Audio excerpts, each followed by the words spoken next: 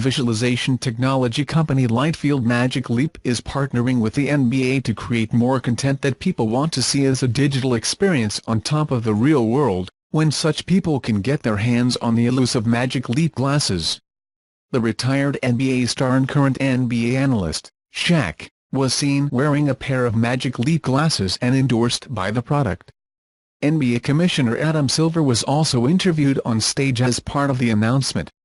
As far as we know, Shaq is not an official spokesperson for the product, only someone who seems to really like the glasses, but the NBA is.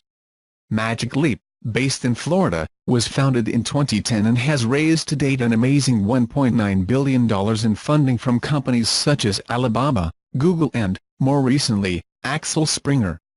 The only problem is that relatively few people have seen the technology in action, and to say that the company has been opaque with respect to its technology is insufficient. He has said that he is working on Lightfield technology that generates digital light at different depths to merge the digital world with the real world. Lightfield's display technology is not new, and it's something that other startups, such as Avegant and Lytro, have been trying to commercialize, but Magic Leap has been especially reserved about exactly how it is doing what it does.